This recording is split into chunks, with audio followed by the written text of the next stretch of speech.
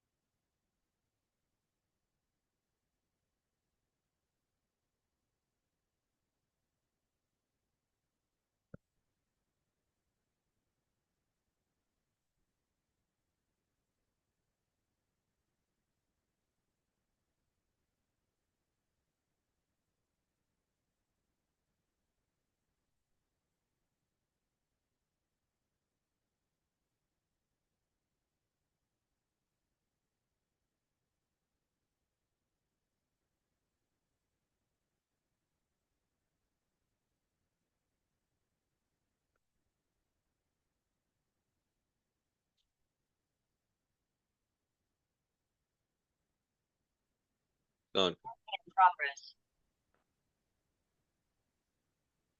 Assalamu alaikum. This is Ahmad Azam. Remember, this is Wahid. Nice to meet you. Wahid. Nice to meet you as well. So we all have a background, I suppose. Yes, I think. Ahmad Saab, thank you so much for That's true. joining. We'll just begin in 8 minutes from now, officially. Please, no worries at all.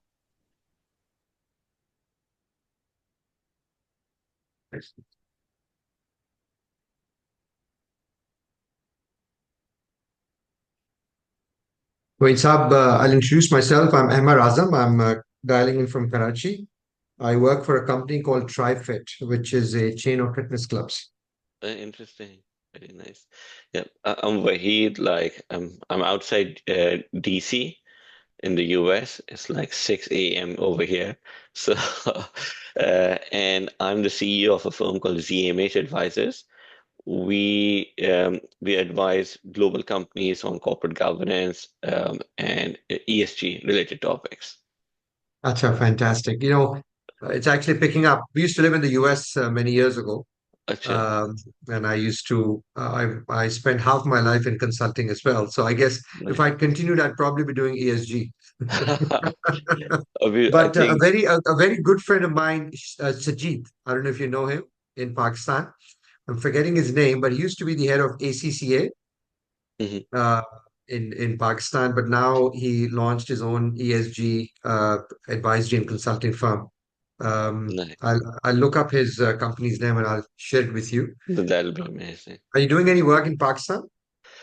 Not really. No, our clients are mostly all here in the US and Europe, so we don't have. We're trying to like understand what is the market in Pakistan, but like we are a small firm and we stay busy here in the local market. What is the name, Wahi? ZMH Advisors. ZMH Yeah, Advisors. so it's Nice. basically Zara Mustafa Hassan, my kids' names. That's what the firm stands for. Very nice. Okay. Right. So so that's interesting. Like so Strifed is mostly in Karachi or like all over Pakistan. So, well, we just started a little less than 2 years ago. So at the Uh-huh. moment, we have multiple locations in Karachi, but now expanding across Pakistan. Oh, nice, nice, great. Great. So how like it's a very interesting business model because we see like so many like fitness centers here in the US, and I've always wondered what is the business model. So well, maybe hopefully one day I can learn this from We'd you. love Like, to host you when you come to Pakistan. Are you from right. Karachi? या आप किधर से? मैं originally Karachi से ही हूँ. Like I came अच्छा. to US in year 2000. So इधर अच्छा, okay. yeah. So अच्छा, I grew interesting. up We in moved. Yeah. Okay. Grew up in Karachi? Karachi. Absolutely. Achha. So what did you do in Karachi before moving to the US? Yeah, like I worked for KSB, then UBS Warburg. UBS used to have an office in Pakistan, and Indoswest WICAR, which was a French bank. Acha, okay. Which French All on bank? the Sorry? equity research. Indoswest was a Indus. Indoswest, Acha, Indus. Okay. Acha, all right. right? Okay. So I was always in Uh, equity research, so I was Acha, on the research interesting. side. Yeah. So when did you move My to Pakistan? very recently. So actually, I left Pakistan in 91 uh, to go to the UK. I studied there. Then in 99 we moved to the US. So Okay. from 99 till 2011 we were in the US, and then started our journey back. Uh, Pit stop in Middle East for a few years, and Right. just a little less than 4 years ago moved to Pakistan. Acha, But acha. acha, that's quite interesting. आपका so you were always DC, huh? Yeah, I lived in New York for like a few years and then moved to DC. Like it's been a Our while paths, almost. so our paths must have crossed because we were in New Jersey, but I always worked in New York. Acha, acha, acha. Very nice. Very nice. No, definitely we should connect offline. I'm Comparing sure. notes, I've always thought about. The closest I came to French banks was while I was with Deloitte. Acha. I was the audit manager on back then SocGen, हाँ, बिल्कुल Credit south Credit interest Credit Lyonnais before It became something else, but back then it Right. was Credit Lyonnais, हाँ and also Bank Paribas हाँ बिल्कुल and Natixis Bank. So I used to हाँ. be, somehow my specialization became French banks. And interesting. No, I used to I be. I used was to, the banking analyst for all the that's firms I worked at. So but not fairly familiar. but you didn't work for these banks in New York, huh? No. I worked for Dresdner Bank in New York, like a German investment bank. Yes, So yes, I was yes, in the yes. equity research team. Acha, very Uh, interesting. uh, Gentlemen, our another panelist has just joined us, Salman Idrisab. Salman, thank you so much for joining, and we'll just begin in the next 2 to 3 minutes officially this. ममसा साहब भी join कर रहे हैं Mahmood? Hamza, yes, probably he'll join us as well, but not as a panelist, as an observer. Yeah. As, Assalamu alaikum, everyone. This is Salman so, here. Just checking my voice is clear. mhm. Fine. It's absolutely fine. Hamza. All right, thank you. We were just introducing ourselves to each other, Salman. Right, okay, great. My name is Salman, and I'm Pakistani origin and born and brought up in Saudi Arabia. I'm a Saudi national, and I've been in the compliance and AML field for the last 30 plus years. So that's basically, I have worked in the Saudi American bank, which is like Citibank, and in my bank, worked for Mizuho. So it's like, I have a mix of experience from different national and international banks and financial institutions. Excellent. Well, welcome to the panel, Salman. Salman, you still in Saudi? Yeah, very much. And who do you work for now? I work for Usul and Bakhit Investment Company. Sorry, which one? Usul and Bakhit Investment Company.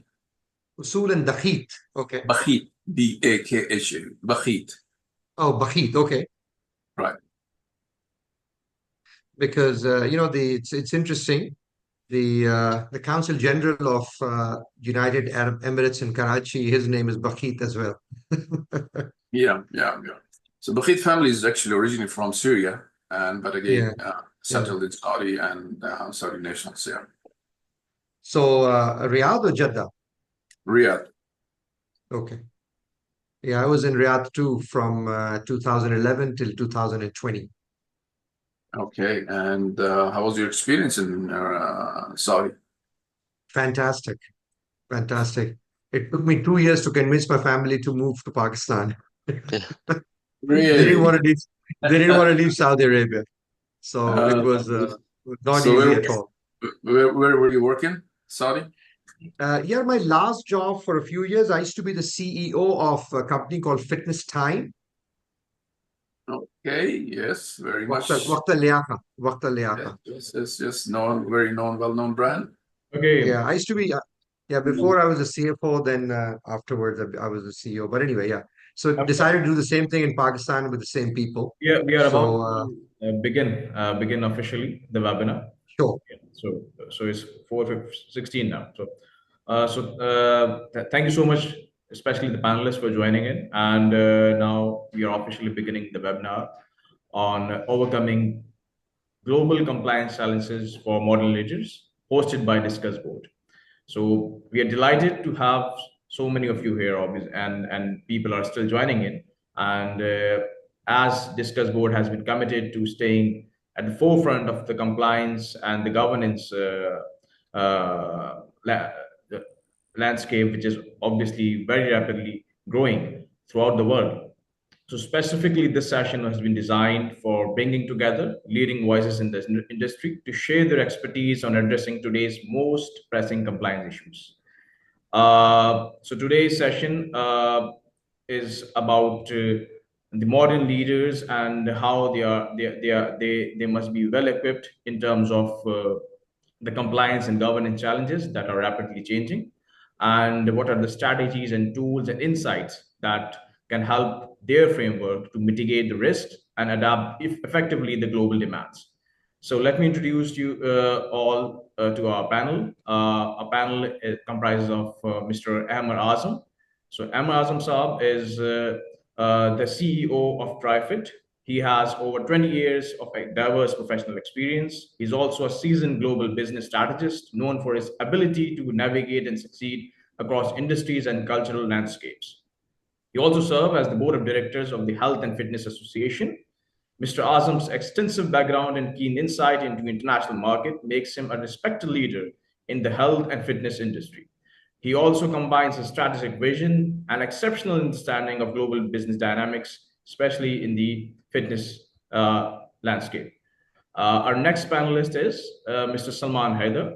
Salman Saab brings 16 years of experience in compliance, AML, and audit. He is currently heading the compliance, AML, and corporate governance division at Usul and Bakit Investment Company, Saudi Arabia. He possesses in-depth expertise in regulatory frameworks of the Capital Markets Authority and Saudi Arabian Monetary Agency's SAMA, with additional insights into DFSA and JFSA regulations. He's also a very notable speaker and has co-represented Compliance Week in Washington, D.C. in 2012. He shares his perspectives on Middle Eastern regulatory challenges, especially in Saudi markets. His comprehensive knowledge covers compliance, AML, data privacy, corruption, and legal systems, providing critical insights for navigating complex regulatory landscapes. And our third panelist is Mr. Rabil Waraich. Mr. Rabil Waraich is a graduate of MIT. He's very recently also part of Shark Tank Pakistan, where he is among the board members. And he is a Bachelor's of Science from MIT. He's also the CEO of Sarmayakar, a prominent venture capitalist firm, which he launched in November 2018. Before Sarmayakar, Mr. Rabil served as Vice President in Private Equity and Infrastructure at the Government of Singapore Investment Corporation. He has also worked as an analyst in merger and acquisitions at Morgan Stanley. His experience spans global finance and investment with a strong focus on empowering startups and driving economic growth in emerging markets. And last but not least, our moderator, Mr. Waheed Hassan Saab. He is an entrepreneurial finance professional with extensive experience in investor relations, corporate governance, ESG, activism, defense, and equity research. Mr. Waheed has worked closely with CEOs and board of directors from over 300 companies around the world, providing valuable shareholder perspectives on proxy campaigns, M&A transactions totaling in an aggregate value of almost $150 billion. So as I've just introduced my panelist, now it's over to Mr. Waheed, our esteemed moderator, to take over from here. Thank you, Mr. Thank you. Thank you, Mahmood. Good morning, everyone. So maybe we can start off with the first question. Is Rabil on the call? I don't see him. Rabil is gonna join us in just 3 to 5 minutes. Okay. All right, that's fine. We can start. So maybe, Emma, we can start with you, post the first question. So with the growing importance of data privacy in fitness tech, what compliance measures have you implemented to protect the sensitive customer health data, and how do you foresee these evolving? Excellent. Well, thank you very much, Waheed. A very loaded question. And I was, I've got a lot of very qualified people, and I was going back because I've been around the block. I've been in the financial services industry as well. And so I'm just giving a small preface because it becomes a good segue to my response. So, for a few years, I was involved in the financial services industry in the US, and I used to feel whether I'm a banker or I work in compliance, although I was running the bank, a small international bank. So that's when I learned, and I'm talking 20 years ago, that 60-70% of banking actually is compliance. Mm-hmm. Hence, today we see, even in Pakistan, some new CEOs and COOs being promoted are actually coming out from the compliance and risk management side.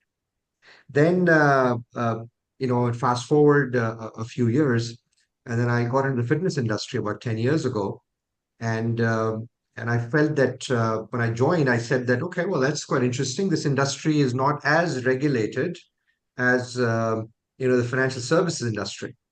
But then over the years, the the pressure of compliance and data privacy and a lot of things have escalated. This industry still remains not very regulated with respect to how the banking or the medical industry is.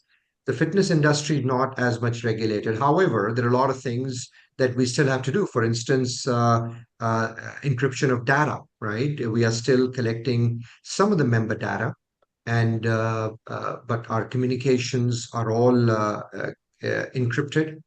Then within TriFit, we have multiple applications.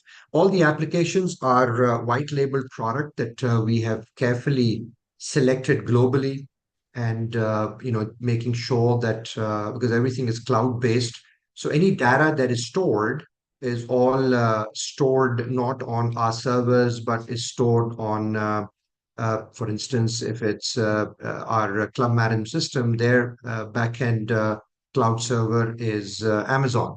So we get the certification from them every year that they're complying on the standards of data privacy and security. I'll give you an example. We again from a global perspective, perhaps we may still be a couple of a lot of humility. I can say probably a couple of years ahead of your average typical gym, but from Pakistan perspective, we're probably light years ahead. For instance, I'm wearing this wearable, and so the way it works is that it has my fingerprint, right? So the way it works is that when I come to the club, I would scan my wristband, which is RFID. So the RFID ID, it has my membership number and it also has my thumbprint. And so when I scan it, the machine immediately picks up the number, and in like fraction of a second, it runs through the database to see if my membership is valid or not. So then the light turns green, which means that I now need to scan my fingerprint on the scanner. But we don't store the fingerprint. The fingerprint is stored on the band. So first check is, Wahid, that we are scanning the membership number to make sure the membership is valid. The second check is we want to make sure that it's Ammar Azam who's entering the club and not Wahid Hassan, if you know what I mean, right?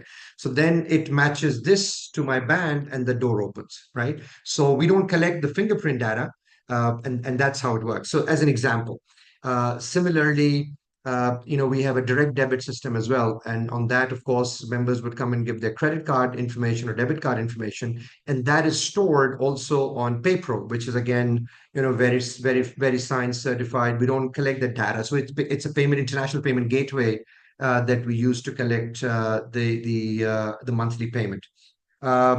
So we try our best to make sure that none of the personal data is collected. We have a body, a BMI machine where we are measuring a metric of sort of your health metric of a member. But that also is one of the top 3 companies in the world. And any information that is collected by the machine immediately gets downloaded on my own personal app or whoever the member is. And the data is again stored in the member phone, obviously through the app, which is again backed by all the international, sort of saved in international servers. So we try our best, I think in almost all cases, not to collect any personal data of the member itself, but the data is collected but stored at the right and secured places. If it's health data, it is secured and saved in the member's own application, which is operated by the member itself, and TriFit doesn't have access to it. Great, thank you for that comprehensive response.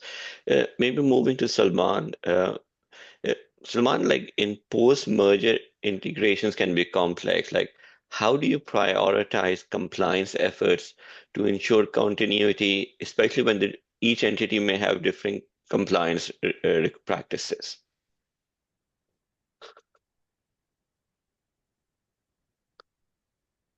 Salman, you are on mute. Oh, thank you. All right. So thank you for the question. And as the name suggests, Usul Al-Bakhit, and this is 2 different companies which got merged. And so I'm very much familiar with the challenges I have faced on post-merger integration, PMI. So, I have summarized this thing into six steps, basically.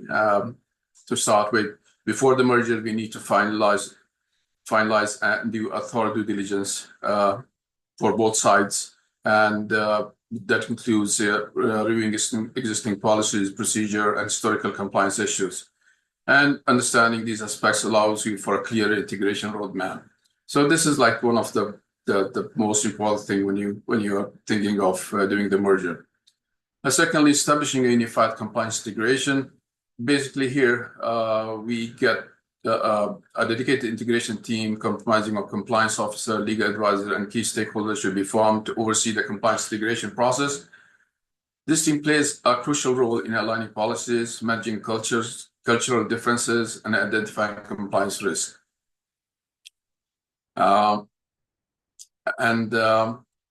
Developing a comprehensive integration plan. A detailed integration plan is crucial for outlining steps to unify compliance functions. The plan should prioritize high-risk compliance areas and set clear timelines for achieving integration. Align compliance policies and procedure. One of the most significant tasks is reviewing and harmonizing and compliance policies of both organizations. The goal is to develop unified framework and incorporate the best practices of each. So this is one of the very important points here. It's like, normally we have seen that, one culture takes the other culture, but it's important that get of the best of the both worlds. Implement robust training and communication program. Effective training and communication are vital for ensuring the employees understand the new compliance standards. Comprehensive training programs and ongoing communication help reinforce the importance of compliance throughout the organization. Last but not least, monitor and audit compliance integration. So we need to continuously monitor of like what we are going through and identify the weaknesses and address them timely. So that's basically takes about my brief experience and post-merger integration. Thank you. Thank you, Salman. A quick follow-up question. You mentioned culture. So what is the significance of culture in integrating the two systems or ensuring compliance between two organizations, especially if they have two different cultures? And what are the best practices in your experience in ensuring that the right culture prevails? Well, as I said earlier, it's like you need to just ensure that whatever you have, the others, and we need to integrate. It's not this my way or highway kind of thing, right? Mm-hmm. So it's like, get what's good here and good there, integrate, and this is the way forward. Right. Yeah. Thank you. So a quick follow-up question for you. What compliance risks are unique in the GCC region, and what tools are being used to monitor and report? Okay. Okay, just 1 second, please. Yeah. So as you see, the Gulf Cooperation Council consists of Saudi Arabia, Kuwait, United Arab Emirates, Qatar, and Bahrain, and Oman. So like we have 6 countries here. Six countries, and all GCC countries are very active and economically doing good. So to start with, all of them have evolving regulatory framework. So all of them, when we talk about GCC countries, are continually updating their regulation to align with the international standards and addressing emerging risks. This dynamic environment requires organizations to stay vigilant and adaptable to maintain compliance. AML, anti-money laundering, and counter-terrorist financing. Given the regional significant financial activities, stringent AML and CTF regulations are in place. Organizations must implement robust measures to detect and prevent illicit financial transactions. A new kid in town, which is known as data protection and privacy. With increasing digitalization of services, GCC countries are introducing data protection laws similar to EU GDPR. Companies must ensure that they handle personal data in compliance with these regulations. Foreign investment and restriction. Certain sectors in GCC countries have restriction on foreign ownership and investment, such as if we talk about Saudi Arabia, you cannot actually own, if you're talking about REIT funds, you cannot own as a foreigner a REIT fund which is investing in Mecca and Medina. So this is basically brief. And when we talk about monitoring and reporting tools, the first thing comes to my mind is RegTech. These includes automated compliance monitoring systems that help organizations stay updated with regulatory changes and ensure adherence to local laws. For instance, platform offering continuous monitoring of evolving regulations and conducting frequent compliance audit and essentials. Cloud compliance tools. With adaptation of cloud services that assist in ensuring that cloud environments comply with regional regulations, these tools provide real-time visibility and automated compliance checks, which are crucial for maintaining security and compliance in cloud infrastructure. Data governance, solutions that manage data privacy and protection, ensuring compliance with local data protection laws, and increasingly important, these platforms help organizations implement data encryption, access controls, and breach reporting mechanism in line with the GCC. Thank you. Thank you, Salman. Really appreciate it. Rabil, welcome to the webinar. So, hello, I'm sorry for the delay. no worries at all. So we can quickly ask the question of you. You work with a lot of startups. So how do leaders ensure balance between meeting global compliance requirements and maintaining an agile, innovative company culture? Yeah, thank you so much for having me here. I belong to the venture capital industry where actually agility is considered one of the strong suits, right? Like to be able to move quickly and spot emerging technologies and to be able to back them. But we also have to then comply with whatever the regulatory requirements are and compliance requirements are. Particularly when we're investing in a business, we need to make sure that they comply with whatever regulations that are in place. The way VC firms typically do that is that for certain sector-focused VCs, they will often have specialized compliance teams. For example, fintech investors, they need to make sure that there is compliance around data security. There's compliance around the licensing regime that the startup that they're investing in operates in. So whenever a particular fund has a specific focus, it makes sense to then invest in that infrastructure and having those resources around so that you don't have to rely on external factors or external providers as much as some of the other more generalist investors might do. A very good example is, for example, Andreessen Horowitz, which is a venture capital firm. When they launched a crypto fund, they needed to have an in-house compliance team around that because regulation around crypto and blockchain was moving quite quickly in the US. It still is. And to stay on top of it, you really do need to have resources in-house. The second thing that VC firms typically do is that they also employ flexible investment structures. As you would have heard, early stages, we often invest in safe notes, convertible notes, which are one step before becoming actual named shareholders of those businesses. And so some of those compliance requirements might be deferred to the point that you're getting converted. One such example is OneLoad, in which Samaycar has invested itself. When we started, even though we have a board right, our representation was more we were involved in the board conversations, but we weren't formally appointed with respect to what the state bank requires or the SECP might require. But now that we're going through a conversion event to become equity shareholders, that process is being followed right now. So that flexibility in investment structures does afford some VC firms a little bit of room to be able to navigate this agility requirement and also making sure that we're compliant. What also a lot of VC firms do, including ourselves, is that there's a lot of active engagement around regulation, and there's a lot of advocacy, so that before such regulations or compliance requirements are put in place, we would generally be aware of what is about to come in front of us in the spaces in which we're already invested. An example over there, like Y Combinator, one of the leading incubators in the world, they actually are very involved with the US government around advocacy and coming up with the appropriate regulations, because they're really at the forefront of what they're seeing as emerging technologies or emerging spaces where investors show interest. And so the governments, in a lot of cases, also want that feedback from them to be able to then again position those regulations the right way for those appropriate markets.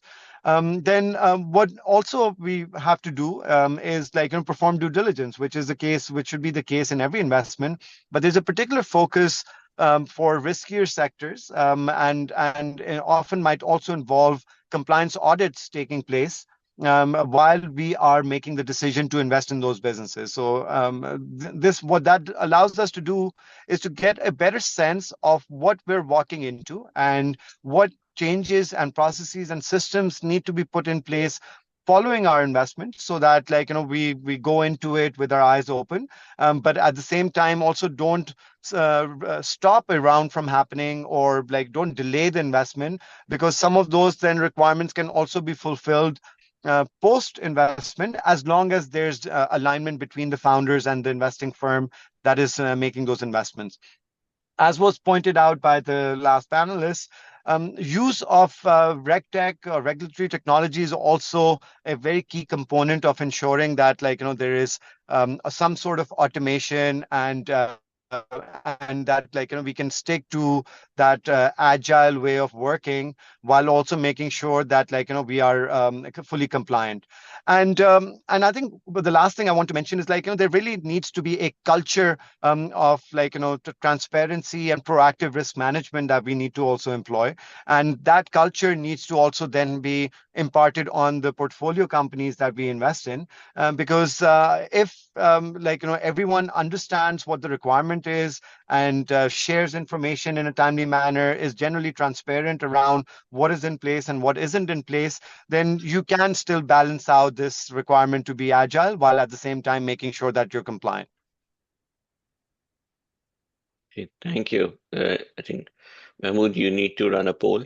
Okay, so now we have a short poll for the audience, and I'd like to urge everyone who's part of the webinar in the audience side to give your choice to the poll. So we are just launching it. So what is the most significant compliance challenges you face as a leader? I mean, this one is for the audience, and you have around 40 seconds to poll on it.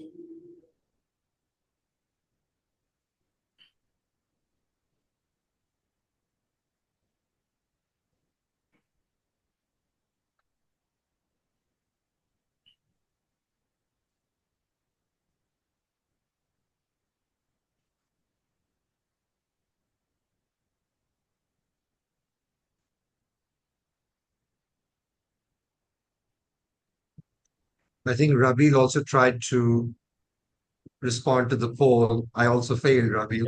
Yeah. I did. I just tried. I was just pressing. Yeah, we are barred.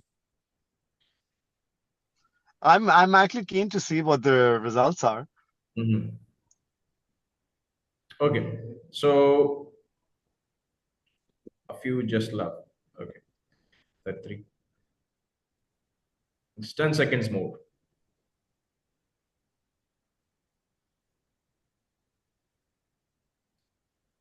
Okay, we'll end the poll now and see the results.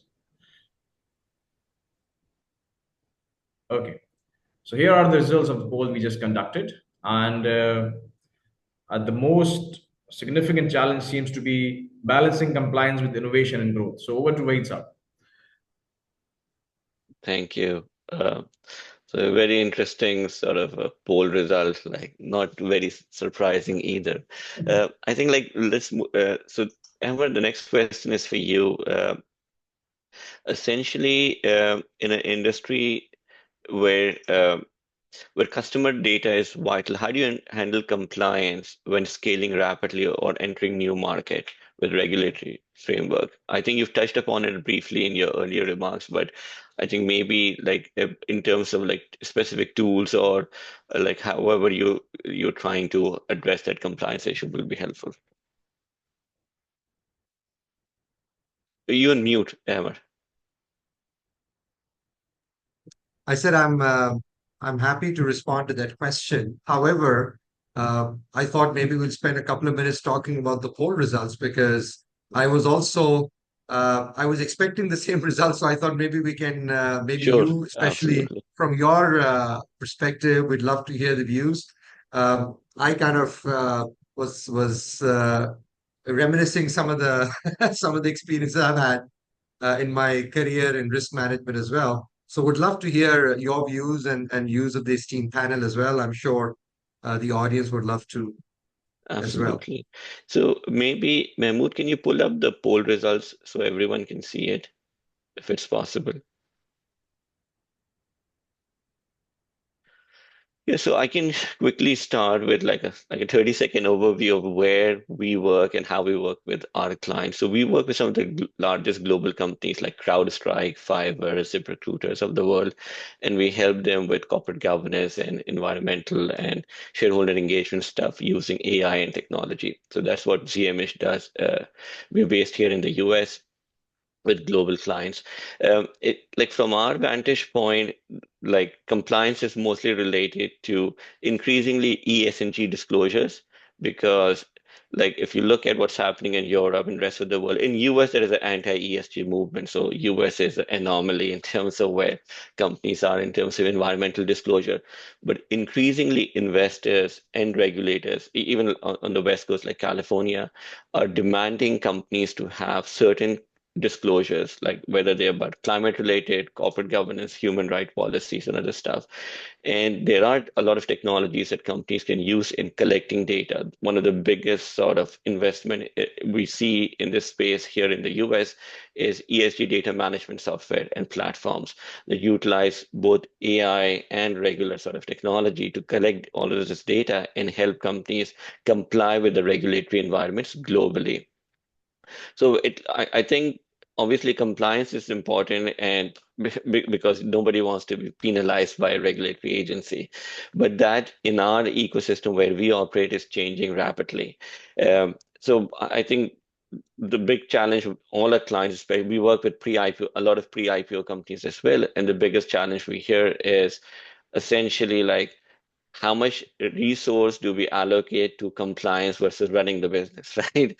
And most founders, CEOs want to run the business instead of focusing on like compliance issues. So a lot of it is outsourced to law firms and like legal sort of counsels. But generally, it is a challenge that companies, our clients, public companies, clients face as well, like pre-IPO companies face. Hopefully that answers the question.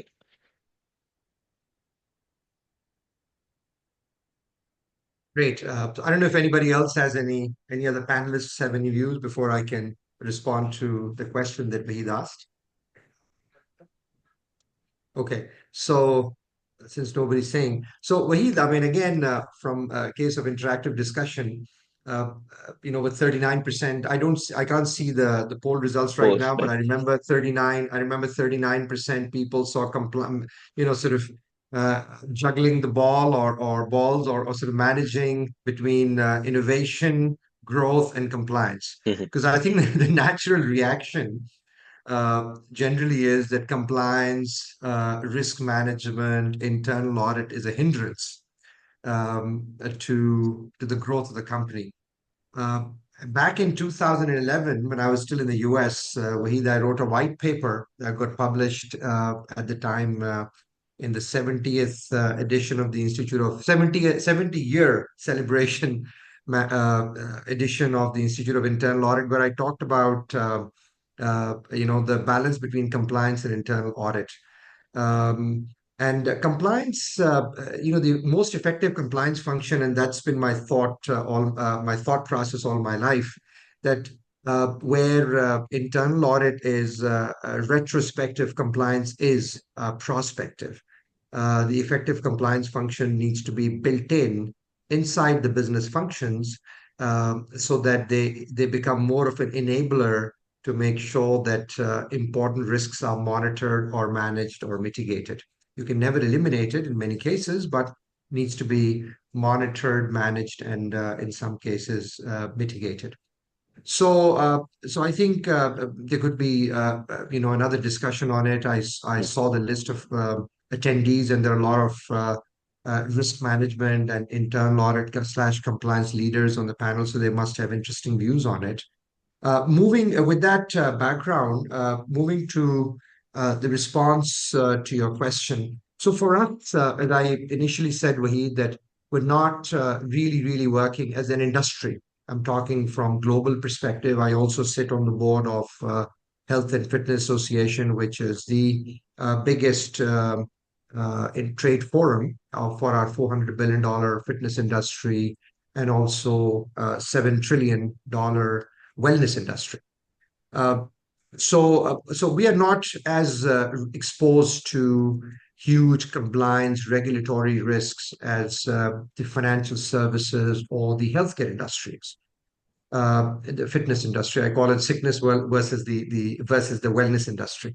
But still, just like any other business, we got to manage our risk and compliance. So I'll talk from business perspective. So I'm wearing my Pakistan hat right now versus global hat. So from Pakistan perspective, moved back after 29 years, and now, Alhamdulillah, in a span of less than 2 years, we have built Pakistan's largest fitness brand with multiple locations and a chain of fitness clubs. But the risks that we manage, and we constantly, all our processes are geared towards that, are sort of, so I'll go in no particular order, but starting from location, right? So identifying the right location to build the fitness clubs. So that's the first risk, right? Where do you start? Which country, which city you want to start with, and if you want to start, which neighborhood to start with. A lot of issues that you want to. So we have, what we built for ourselves is a site selection checklist. We have multiple questionnaire around it to make sure that we are covering the demographic, the socio-economic parameters, so on and so forth, parking, size, etc., competition, full research. So we do that for each location that we select. So that to start off with. Then, of course, in Pakistan, unfortunately, I guess the government-related risks and the authorities that you're going to deal with is unbelievable, right? Every day you end up talking to another authority. The bigger you get, the new, you discover new governmental entities that come and talk to you. I don't know. I think maybe right now we may be dealing with 18 or 20. So we have set up a separate department to deal with it. We are a public limited company, not listed, but of course we want to operate at the highest level of sort of compliance with government authorities.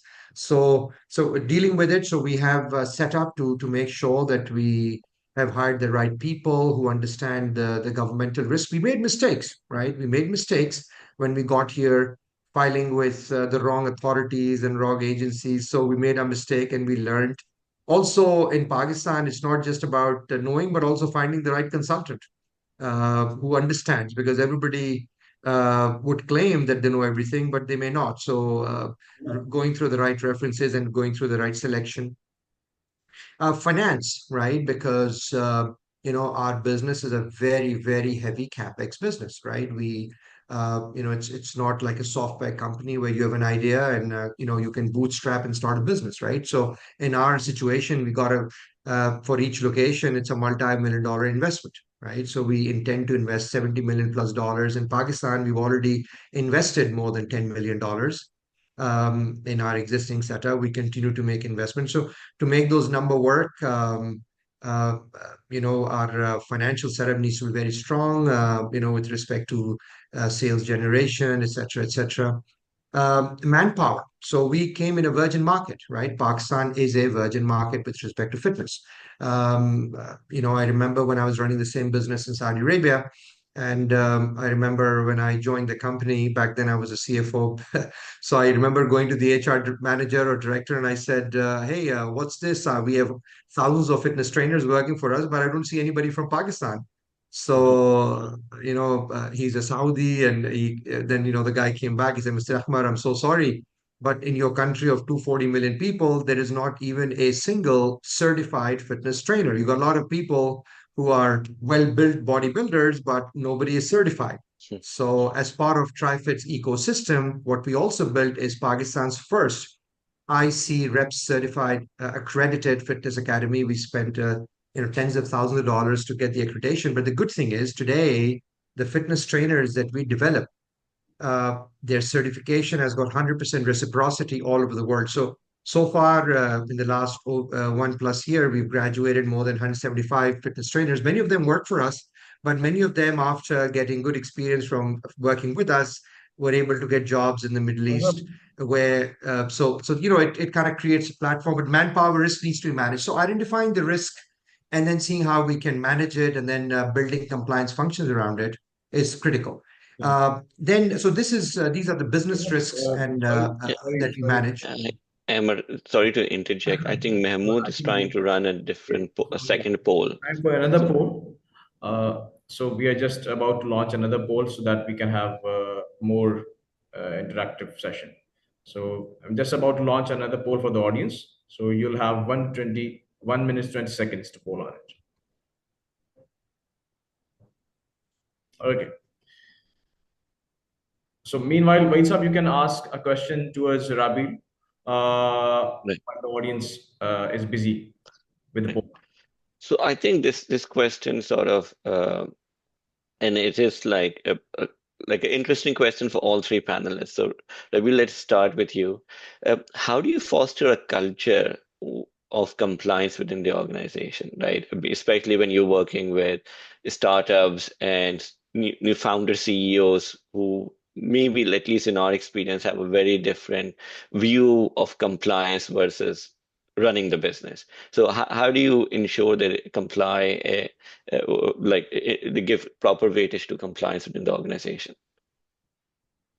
That's a very good question, and I think the starting point, at least for us, is that an understanding that you need to have a tailored compliance framework for every company or every situation, and there is really no one-size-fits-all approach. Some startups, by the industry in which they're exposed, are higher risk. And then within those, we need to prioritize, what within that space is of the biggest priority to deal with as well. Like I gave an example of data security and fintech. If we're dealing with, for example, clean tech, which is our new fund is focused on, over there, environmental standards then become paramount. So there needs to be a tailored approach to everything. Then what we need to do is, ultimately combine both technology and the right resources. And emphasize from the point that you are hiring new people, of what the importance of compliance in our line of work is, or also in ensuring, what the startups that we invest in have to absolutely comply with, right? So it really starts from the time when they're hired. What we also do is we also partner with third-party providers, where there are regular trainings, there's regular audit checks, and again, the frequency of that can be decided, depending on the underlying nature of the industry that you're exposed to. But we have this requirement where anyone that's joining our firm has to go through a certain training. And then there are also regular training updates through the year as well. Another approach that we use is to also have some gradual implementation of controls over time.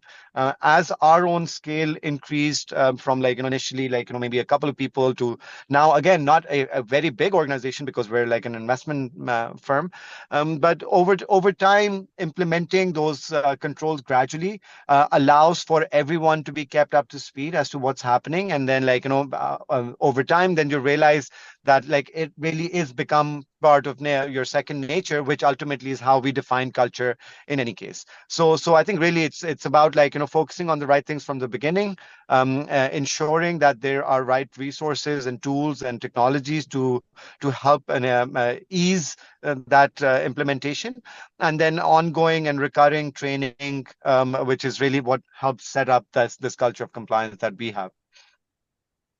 Thank you. So we also have the results of the recent poll that we had run. So the question was, after recent merger, compliance integration reveals differences in regulatory practices between two entities. What is your first action to align compliance practices? So most of the audience have said, I mean, conducting a comprehensive compliance audit of both is what they see here. So I think, Vaitsap, if you can Yeah, I ask think this is an a question appropriate again. like question So for Salman yeah. to opine on. So Salman, what do you think of the poll results like and maybe you can also touch upon the culture aspect with respect to like the results of a compliance audit and how do you like if you do see like significant differences between the two entities, what are the best practices in ensuring a positive outcome? I think I've covered this point in my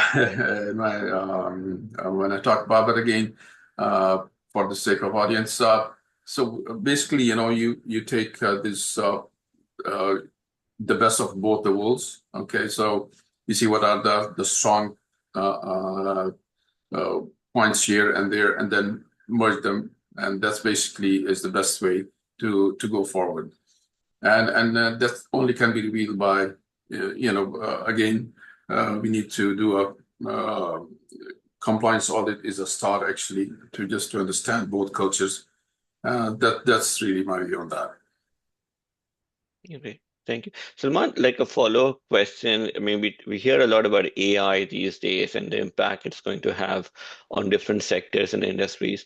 Do you envision AI significantly impacting the compliance function within organizations? Yes, I do see AI's important role in compliance, anti-money laundering. So that's something it's close to my heart, and I always follow the industry, what's happening. So far in Saudi Arabia, I haven't found anything which is really which can help me out in my daily work when I talk about AI. Okay, all right, great. Thank you. Amr and Rabil, any thoughts on the poll itself? I think Rabil, I'm sure he's dealing with a lot of entities merging, but I think the poll results reflect on what needs to be done. I think when you are entering a new entity, I think the understanding of the risk culture and the compliance culture between the two entities need to be understood. So I can agree with the response to the poll. Yeah, the one thing I would also say is that that's also part of our consideration when evaluating the business, right? Like, how well versed and prepared the founding team, the CEOs are with the regulatory and compliance requirements of the space in which they're building a company. So if we see a very wide gap, that might not be a good sign for us to invest in that business, right? Like, because we would then have to come in and lift a lot of that weight. That's not to say that we will absolutely say no to companies where there might be some gaps, but that's part of the consideration. If someone is coming to us and saying, hey, we're building this new neo digital bank, and they don't have their ducks in order, I think it's very unlikely that we're going to entertain them as an investee company. So I think it's a bit of a balance. And while because we have this opportunity to have a vantage point which is a little bit higher than what any individual founder might have, we can also help bring them up to speed on some of the other changes that might be happening, just tangential to their space of operation. But someone who's completely clueless or does not have this understanding that a culture is required to comply, and or has a compromising approach to regulation or compliance, that would be a big red flag for us to invest. So can I ask Rabil a question? Sure, of course. So Rabil, we did look into acquiring an entity, a small entity here. But then, when we started asking the proper questions, not even really going into, not even peeling the onions the way we wanted to, they all sort of, freaked out, right? So I guess your vehicle is focused in Pakistan, right?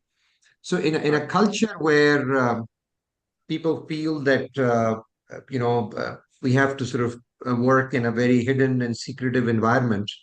How do you get the information out? And when you send your your list of questions and your questions for due diligence, and you've not even written the check yet.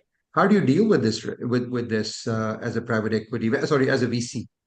Yeah, that's a very good question. And like, the part of the answer is in what you mentioned at the end. In private equity, generally in Pakistan, you have to deal with family-owned businesses that don't want external involvement, and like, will generally keep like, the actual secrets or like, the books very close to their chest. We deal with two factors that are different in venture capital. One, you're dealing with a younger crowd, and so they need that help of VCs and other investors that can help get them up to speed and like, do the hand holding for them at a very early stage. So their mindset is from the beginning a little bit different, right? Because they don't believe that they can do it themselves, and so they are a little bit on margin, a little bit more open. The second factor, which is perhaps more important, is that we deal mostly with the digital world, right? Meaning, like, a lot of the companies that we are backing have some sort of a technology offering.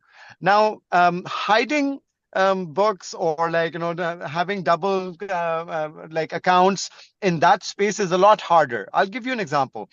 Whenever anyone orders a ride on Bikea, by the end of the ride, the platform will have an invoice, the rider will have an invoice, and the customer will have an invoice.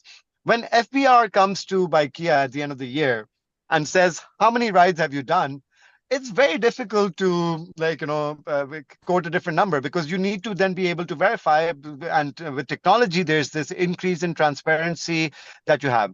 So both of these factors have generally meant that we've been okay on this compliance front. But that's not to say that like, every company comes in the same shape or form. And so what we do is we try to verify with our own sources, with our own network, like, where a certain application process might be, like, with respect to the state bank, like we will actually contact the state bank for it. If we need to just verify, like, whatever financial information that is being provided to us and whether if that checks out, we will actually ask for their bank statements, like, to be able to check, like, where the cash is left, etc. And wherever there are gaps, we will put in place the governance protocols. For example, like, if a holding entity is abroad and which wholly owns a locally incorporated entity, we will put controls in place that they cannot move more than a certain amount from the holdco to the opco without having a director's approval, etc., and so on and so forth. And that's why our requirement with most of our companies that we invest in is also to get a board seat, because that is really in our mind, the most effective way of ensuring compliance with both governance structures, but also regulation as well. Great.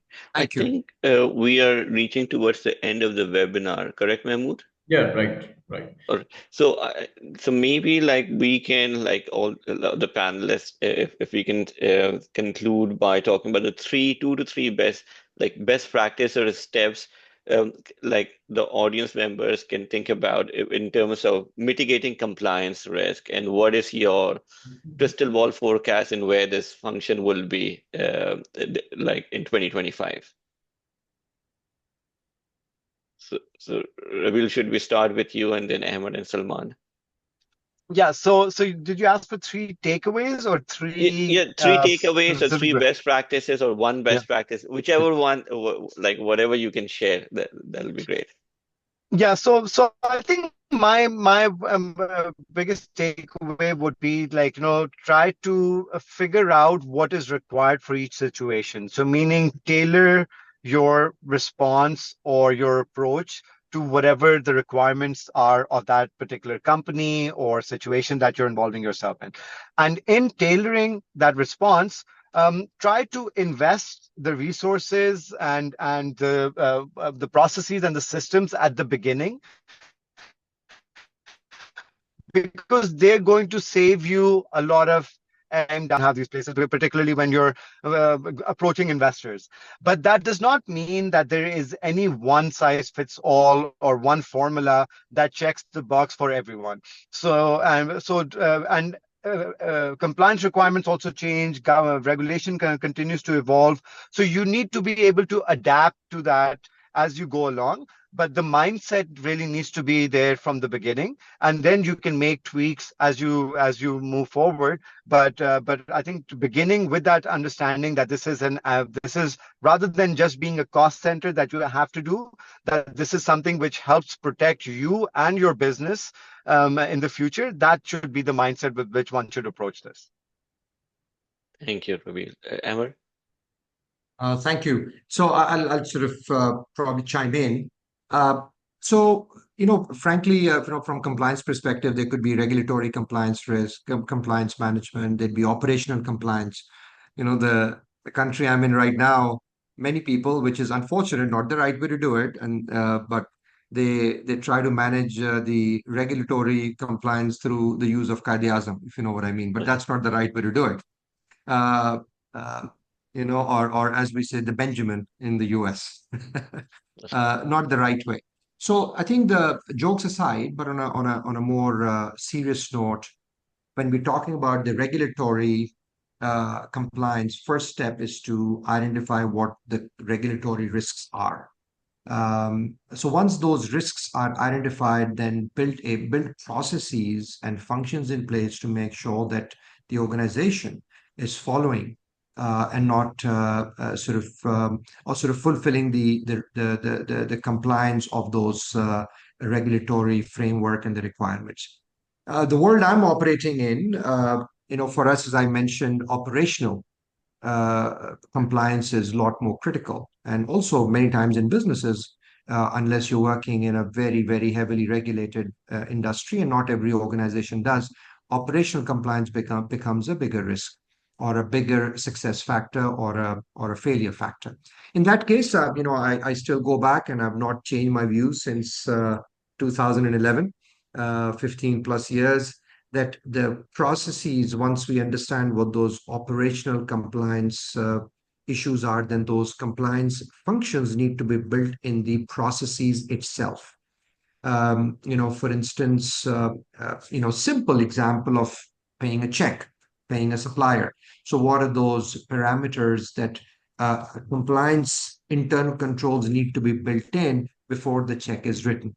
I mentioned about site selection. So we have a process in place that we comply with our site selection criteria to make sure that we are managing the risk of site selection when we are selecting a ERP. So before we select the ERP, we go through exactly what we're looking for in an ERP. So, any operational processes that organization have, the first thing is they need to understand what those internal controls that are required to be put in place, and then ensure that the compliance is happening around those internal controls, is what my advice would be to anybody setting up business or in risk and compliance function, to make sure that they are building an effective compliance function. Thank you, Amar. Salman, to you. All right, mashallah, Mr. Ahmed has covered most of the things. Just to add a few words to what he said, the compliance is everybody's job, and compliance should start from the top. And it's like, starting from board of director to CEO all the way downwards, and not the other way around. So that's like my 2 cents of advice. Thank you. Very well said, Salman. We all are compliance officers to run an effective organization. Thank you. Yeah, indeed. So I think, Mahmood, you want to close the webinar? Right. So, it's been a very amazing discussion, and the esteemed panelists and the insight they have just, spilled over to the audience. And I hope the audience has taken some good key takeaways from the entire discussion. And so this is for now. And thank you all for joining in. And thank you, Emma Saab. Thank you, Mr. Rabil and Wahid Saab for moderating it amazingly, and Salman Haider Saab for taking out his time. So hopefully we'll continue with this series of webinars on compliance and governance, and we'll try to add more flair to it. And thanks again. So Mahmood, yeah. Mahmood, if you'd allow me, I just opened the chat, and there are very, very good questions. Unfortunately, we couldn't get to it, but perhaps you could Sure. formulate your next webinar around some of these questions. I think they're very, very interesting questions. Absolutely. Very good advice, Avasab. And since we were very short on time because of three panelists and everything, so we'll try to make sure that we build something around the questions that we had in this session. So thanks again, everyone, for joining in, and goodbye for now. Signing off. Thank you. Thank you. Thank you. Thanks. Nice to Assalamualaikum. meet everyone. Bye. Assalamu alaikum. Thank Bye. you. Good day. Assalamualaikum.